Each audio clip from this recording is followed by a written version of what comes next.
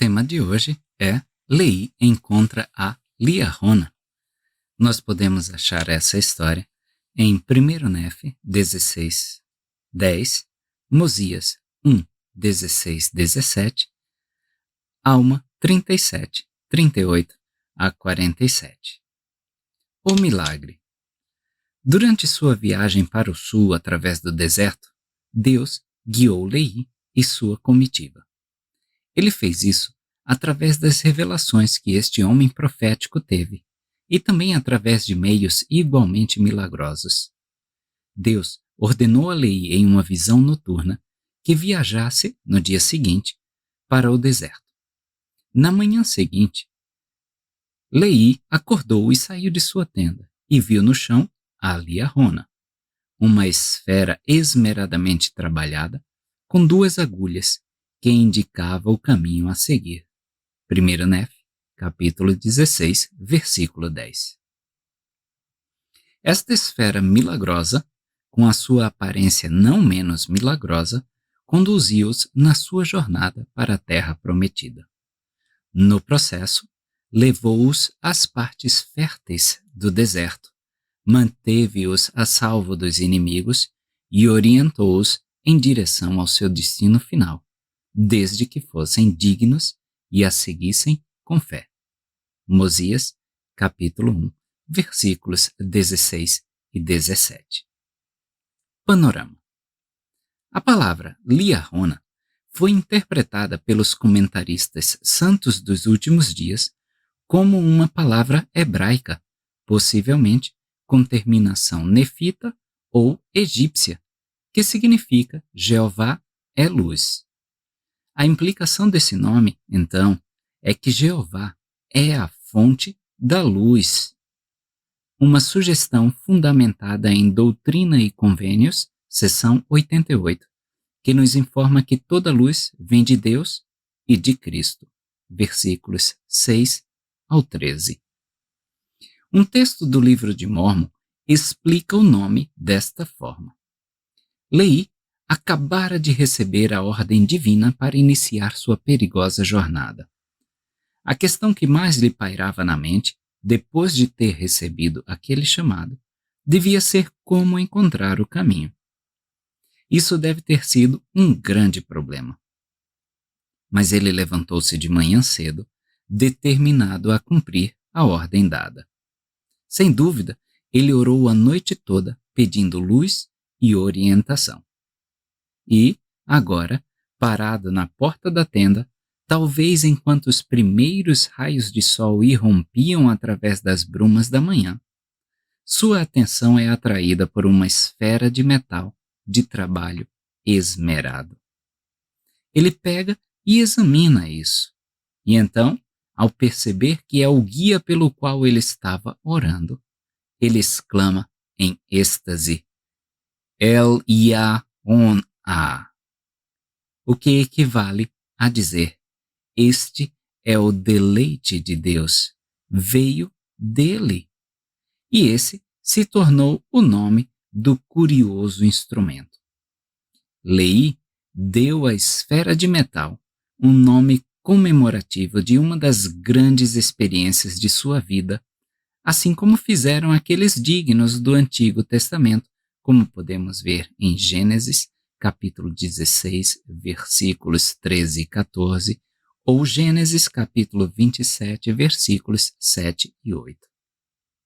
E, além disso, ele lhe deu um nome que ninguém, exceto um hebreu devoto influenciado pela cultura egípcia, teria pensado.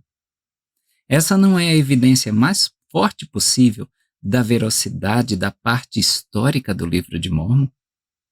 Presumivelmente, Leí estava orando por luz. A Liahona, um presente de Deus para ele, foi a fonte ou o meio pela qual o profeta recebeu essa luz. Assim, talvez isso tenha influenciado a decisão de Leí de chamar a esfera de Liahona. Jeová é a fonte da luz. Disse que a Liahona é de obra esmerada. A palavra esmerada nesse versículo tem sido tradicionalmente entendida como significando hábil ou impressionante. Em vez de implicar que era incomum, a palavra aqui parece sugerir, em inglês de 1828, que foi feita com cuidado e arte, elegante, organizado, finalizado, como um esmerado trabalho. Esta não era uma esfera comum em sua funcionalidade e também na impressionante qualidade de seu trabalho artesanal ou design. Em Alma 37, a Liahona é chamada 3 vezes de bússola, versículos 38, 43 e 44. Contudo, como os comentaristas salientaram frequentemente, esta não é uma bússola no sentido que você e eu pensamos hoje. Em outras palavras, não era uma versão do instrumento utilizado pelos marinheiros para identificar o norte magnético. A palavra bússola aparece frequentemente na Bíblia em referência a um círculo ou globo em geral, uma volta ou um circuito. Êxodo, capítulo 27, versículo 5, capítulo 38, versículo 4, Números 34, 5, Josué 15, 13, 2 Samuel 5, 23, 2 Reis 3, 9, Provérbios 8, 23, Isaías 44, 13, Atos 28, 13. Como funcionava a Liahona? Ninguém sabe ao certo. Um texto sugere uma explicação plausível de como, da perspectiva de um engenheiro, esse dispositivo de 2 eixos dirigia Leí e sua família. Conforme mencionado na descrição de Nefe, um ponteiro fornecia necessariamente informações direcionais. Mas apreciar a elegância do design da Liahona do ponto de vista de um engenheiro é compreender a função do segundo ponteiro. Como um único ponteiro sempre aponta uma direção, provavelmente a função do segundo ponteiro era fornecer as informações adicionais necessárias sobre se a Liahona estava operacional, o que significa que as informações apontadas pelo primeiro ponteiro eram confiáveis. Existe apenas uma abordagem de engenharia que fornece a funcionalidade necessária e atende a todos os requisitos acima de forma eficiente e simples. Teria funcionado assim: se um observador visualizasse os ponteiros e visse apenas um único ponteiro, então estavam os 2 alinhados na mesma direção, um em cima do outro, e o guia estava fornecendo informações corretas. O grupo de Leí poderia então seguir a direção indicada com a confiança de que era uma instrução do Senhor.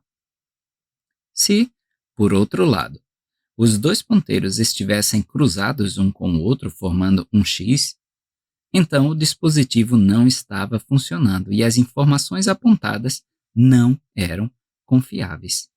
Nenhuma outra informação era exigida da Liahona, portanto, não foram necessárias mais do que 2 dicas. Mas os requisitos exigem um mínimo de 2. Isso é certamente plausível, embora mais uma vez não seja nada mais do que conjectura, mas oferece uma explicação viável quanto ao propósito do segundo indicador, ou agulha, da Liahona. Outra explicação possível é que, enquanto um apontava a direção em que deveriam viajar, o outro apontava para as instruções escritas na borda da esfera, coisas como: vá devagar, acelere, fique onde está, e assim por diante. Há ainda uma terceira hipótese que diz que um dos ponteiros apontava para a latitude e o outro ponteiro, a outra agulha, apontava para a longitude. Depois que Nefe quebrou o arco, membros da família murmuraram por causa dos sofrimentos que tiveram que suportar. Nefe aproximou-se de Leí, pedindo-lhe que perguntasse ao Senhor o que deveriam fazer. Leí fez isso, E o Senhor ordenou-lhe que olhasse para Liarona e visse as coisas que nela estão escritas. 1 Nefe, capítulo 16, versículo 26. Nefe nos informa: E aconteceu que quando meu pai viu as coisas que estavam escritas na esfera, temeu e tremeu muito, e também meus irmãos e os filhos de Ismael e nossas mulheres. Versículo 27. O que apareceu não está claro, mas podemos presumir que foi algum tipo de advertência dramática sobre as consequências da murmuração e da falta de fé em Deus. Quando Nefe declara que na Liarona havia um novo escrito, fácil de ler, que nos deu entendimento sobre os caminhos do Senhor, e foi escrito e alterado de tempos em tempos, pode ser que as gravações ao redor da borda da esfera tenham desaparecido milagrosamente e tenham sido substituídas por outras escritas de tempos em tempos. Mas também pode simplesmente implicar que o ponteiro, ou agulha número 2, mudou de tempos em tempos, apontando para novas direções. Por causa desse episódio do arco quebrado, um comentarista sugeriu: uma das agulhas apontava a direção que a família deveria seguir no deserto.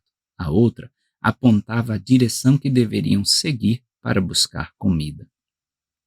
E, no caso deste incidente, apontando para um aviso que até então não tinha sido destacado desde que a obtiveram pela primeira vez, a esfera esmerada. Na primeira dessas duas teorias, a escrita na Liarona era um pouco parecida com a escrita nas placas do livro de Mórmon, quando Joseph olhou para os caracteres por meio do Urim e do Tumim.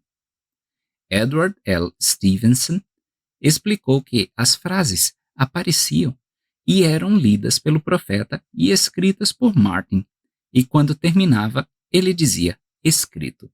E, se escrita corretamente, essa frase desaparecia e outra aparecia em seu lugar. Nesta terceira teoria, a escrita apareceria fenomenalmente na parte externa da Liarona e então, de tempos em tempos, desapareceria, sendo substituída por outras escritas. Nesta terceira teoria, não há explicação quanto ao lugar ou finalidade da segunda agulha ou ponteiro. Mais uma vez, não podemos dizer com qualquer grau de certeza como tudo isso funcionou, mas o que os comentaristas ofereceram é, no mínimo, instigante. Elementos simbólicos. A Liarona foi definida como um símbolo das palavras de Cristo, conforme encontradas nas Escrituras e nos ensinamentos dos profetas vivos. Ver Alma, capítulo 37, versículos 38 a 47. Porque funcionou quando eles eram fiéis e não funcionou quando foram desobedientes ao Senhor e aos seus profetas, serviu como uma evidência visível de sua posição diante de Deus. O fato de a Liarona só funcionar quando o possuidor era obediente lembra-nos a experiência do profeta Joseph, quando traduzia o livro de Mórmon. Certa manhã, Joseph estava se preparando para traduzir quando algo aconteceu entre ele e Emma, e o profeta ficou bastante incomodado com isso.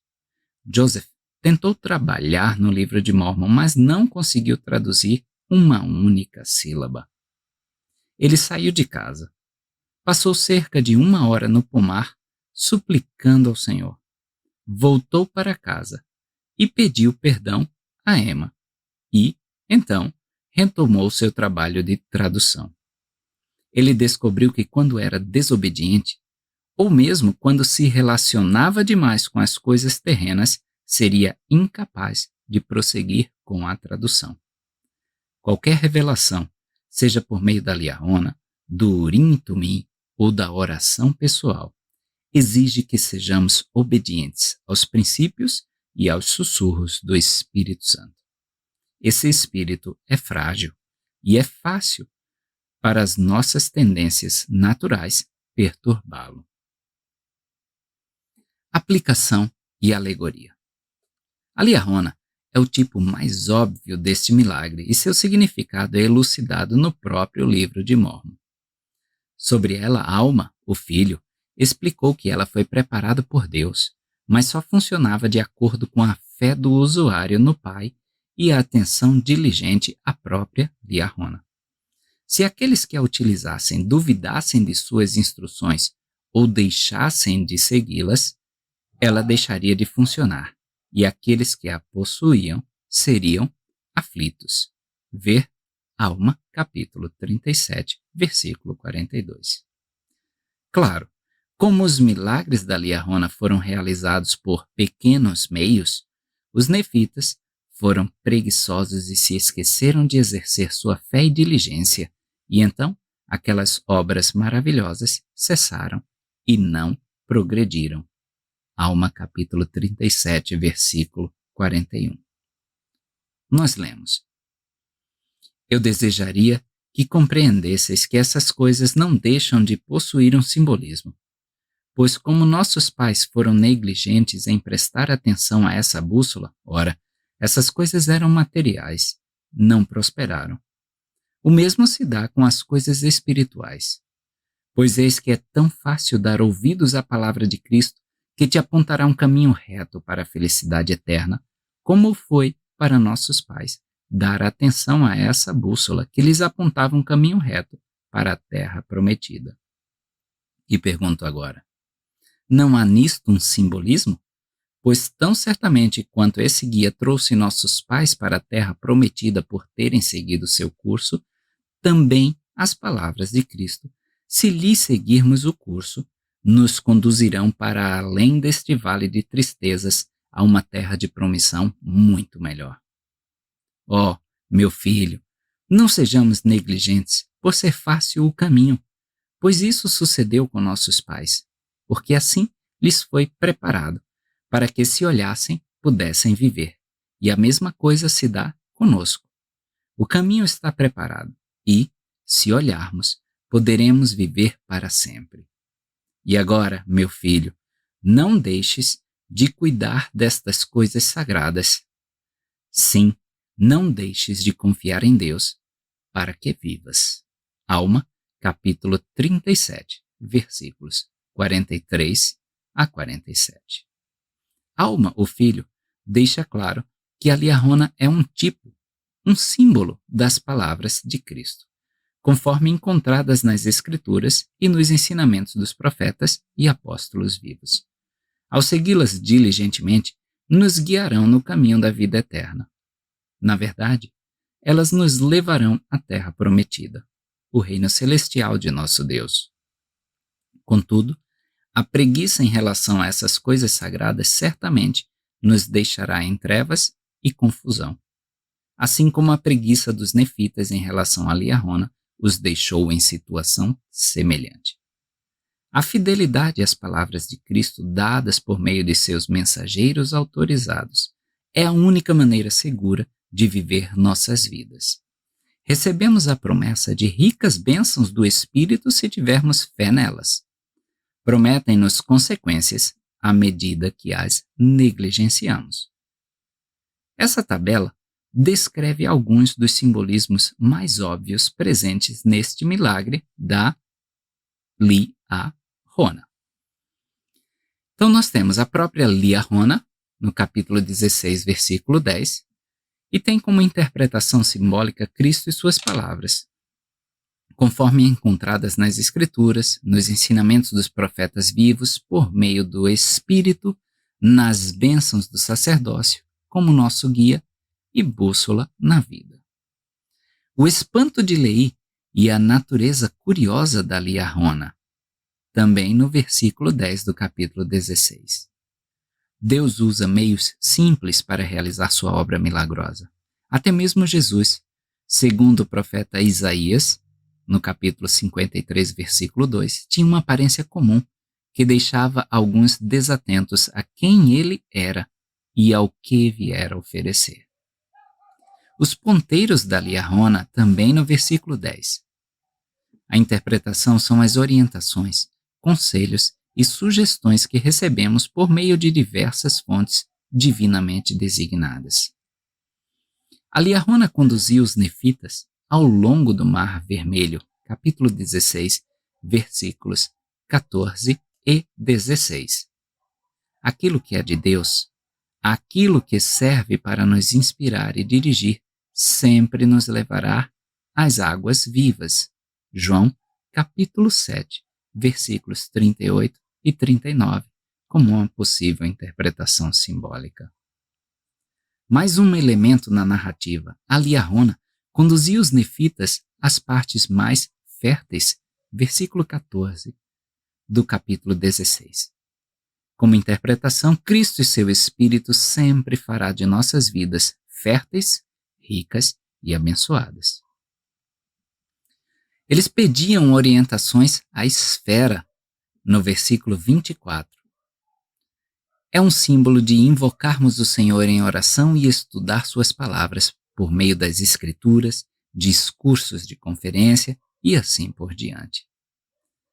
A Liahona funcionava de acordo com a fé, a diligência e a atenção dispensada a ela. Versículo 28 é mais um elemento nessa narrativa. Como interpretação, nós devemos ter fé em Cristo e em suas palavras e ser diligentes em guardar seus mandamentos, se desejarmos sua direção em nossas vidas. A Liahona recebia novas escritas de tempos em tempos, no versículo 29. A igreja recebe revelações modernas, conforme necessário para guiá-la e direcioná-la. A Liahona enviou Nefe à montanha para conseguir comida, vemos no versículo 30. É um símbolo de que a palavra do Senhor sempre nos indicará o templo. Na montanha, Nefe obteve alimento para si e para toda a sua família, como lemos no versículo 31. Ao frequentarmos o templo, nós também seremos nutridos espiritualmente e receberemos a vontade do Senhor para nossa própria família. Como questão relacionada, como os nefitas achavam que alguns dos conselhos da Liahona pareciam insignificantes, pequenos, eles negligenciaram obedecê-los e, portanto, sofreram. Hugh Nibley ressaltou: além disso, embora ambos, Lehi e Nefe, fiquem maravilhados com o maravilhoso acabamento da esfera de latão na qual os ponteiros foram montados, eles se referem à operação desses ponteiros como uma coisa muito pequena, tão familiar aos discípulos de Lehi que dificilmente deram uma atenção maior. Tão desdenhosos eram eles dos pequenos meios pelos quais aqueles milagres foram operados para sua orientação e preservação, que constantemente esqueciam de exercer sua fé para que a bússola funcionasse. Isto sugere que, além do acabamento da montagem, não havia nada particularmente estranho ou místico no aparelho, que a alma especifica como uma coisa temporal. Alguns santos dos últimos dias também minimizam a importância de alguns dos pequenos conselhos dados pelas autoridades gerais ou de alguns dos pequenos milagres que acontecem em suas vidas. Às vezes, presumimos que as coisas que os profetas e apóstolos nos aconselham são, na verdade, apenas sugestões. O presidente Boyd K. Packer observou certa vez: vocês podem anotar em seu livrinho preto que, se não forem leais nas pequenas coisas, não serão leais nas grandes coisas. Se você não responder às chamadas tarefas insignificantes ou servis que precisam ser realizadas na igreja e no reino, não haverá oportunidade de serviço nos chamados desafios maiores. A obediência seletiva nunca é sábia e nunca é segura. Assim como os nefitas com a Liahona, tal atitude em relação às palavras dos profetas e apóstolos é extremamente prejudicial e pode impedir-nos de progredir em nossa jornada. Alma 37:42. Ao longo dos anos, alguns alunos perguntaram: Como sabemos quando eles estão nos dando sua opinião e não a palavra e a vontade do Senhor? Tradicionalmente, respondo: o que isso importa? Os irmãos são extremamente cautelosos. Eles têm 60, 70, 80 anos de experiência. Até os seus conselhos pessoais são baseados na maturidade e na sabedoria. Querendo questionar se eles estão falando por revelação ou por uma vida de fidelidade e experiência em aconselhar aqueles que pecaram, acho que estamos bastante seguros em seguir seus conselhos e advertências, independentemente de qual seja sua fonte. A liahona funcionou não porque os nefitas a possuíam, mas porque seguiram suas instruções. Assim também, ter profetas vivos não tem valor para nós se apenas acreditarmos em seu manto profético. Devemos fazer mais do que apenas acreditar. Devemos seguir fielmente as suas menores orientações. Assim, o presidente Harold B. Lee declarou: devemos aprender a dar ouvidos às palavras e aos mandamentos que o Senhor dará por meio de seu profeta, conforme ele os recebe, andando em toda a santidade diante de mim, como se fosse de minha própria boca, com toda paciência e fé. Doutrina e Convênios, seção 21, versículos 4 e 5. Haverá algumas coisas que exigirão paciência e fé. Você pode não gostar do que vem da autoridade da igreja. Isso pode contradizer suas opiniões políticas. Isso pode interferir em parte da sua vida social. Mas se você ouvir essas coisas como se viessem da boca do próprio Senhor, com paciência e fé, a promessa é que as portas do inferno não prevalecerão contra ti. Doutrina e Convênios, seção 21, versículo 6. Uma aplicação adicional pode ser encontrada na declaração de Alma de que por meio de coisas pequenas e simples as grandes são realizadas, e pequenos recursos, em muitos casos, confundem os sábios. Alma 37, 6. Um dos significados pessoais que podemos extrair deste milagre é a realidade de que, se estivermos buscando e nos preparando espiritualmente, Deus nos enviará experiências reveladoras. No entanto, às vezes, surgem de maneiras surpreendentes e por meio de pessoas, eventos ou coisas inesperadas. Em outras palavras, coisas pequenas e simples podem ser a fonte de revelação, assim como foi para os nefitas, que encontraram uma bússola estranha no chão do lado de fora da barraca deles. Como exemplo singular, participei recentemente de alguns selamentos no templo e percebi que um dos participantes havia trazido o nome de um arquivo de família para ser selado, apenas um nome. No entanto, não pude deixar de notar que o cartão azul estava enrugado e muito sujo. Parecia que tinha sido manchado, pisado e possivelmente retirado de uma lata de lixo na cozinha. Embora eu não tenha dito nada sobre isso, o selador também percebeu sua condição e fez referência a ela. O irmão que trouxe o cartão explicou que certa manhã saiu de casa e o cartão estava ali, no quintal. Ele tentou entrar em contato com as pessoas que imprimiram o nome originalmente, mas sem sucesso. O cartão pesou em sua mente por algum tempo. Então ele decidiu que provavelmente deveria levar o nome ao templo e realizar as ordenanças por aquela pessoa que ele nunca conheceu e com quem não era parente. Curiosamente, o irmão sugeriu que esse cartão encontrado milagrosamente havia sido a fonte de motivação para ele retornar ao templo, algo que ele não fazia há algum tempo. Por pequenos e simples meios, grandes coisas acontecem. Esse irmão encontrou uma liahona em sua porta na forma de um cartão de família. O Book of Mormon Reference Companion ressalta: o conselho dos profetas modernos, a inspiração do Espírito Santo e os ensinamentos das Escrituras podem ser vistos como liahonas dos dias modernos. O presidente Thomas S. Monson falou sobre nossas liarronas modernas. As bênçãos patriarcais são como liarronas. O elder Lowell M. Snow, dos 70, falou da Conferência Geral como uma liarrona moderna. Além desses exemplos óbvios, que liarronas o Senhor enviou em sua vida? Elas estão por aí. Procure por elas e preste atenção aos sussurros que elas trazem.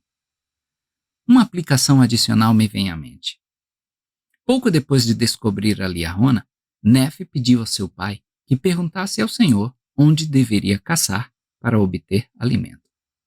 Em 1 Nefe 16:30 lemos: E aconteceu que eu, Nefe, me dirigi ao cume da montanha, de acordo com as direções dadas na esfera. Antigamente, as montanhas eram símbolos comuns para o templo. O Senhor enviou Nefe à montanha. Da mesma forma, ao nos banquetearmos com as liarronas que o Senhor nos dá, ao lermos nossas escrituras, estudarmos as palavras dos profetas vivos e fazermos orações sinceras e significativas, nos sentiremos como Nefes, atraídos para a montanha, sim, para o templo sagrado. Uma consequência natural da fidelidade às coisas pequenas e simples é o desejo de estar na casa do Senhor e de estar lá com frequência. Da mesma forma, uma consequência natural de não nos engajarmos em nossas liarronas modernas é a falta de desejo de estar perto do Senhor, de estar em sua presença e em sua obra. Assim como Nefe, Lei e o restante de sua família, podemos negligenciar as bússolas que Deus nos deu e ficaremos espiritualmente perdidos, desprovidos do alimento de que nosso espírito e nosso testemunho precisam para sobreviver.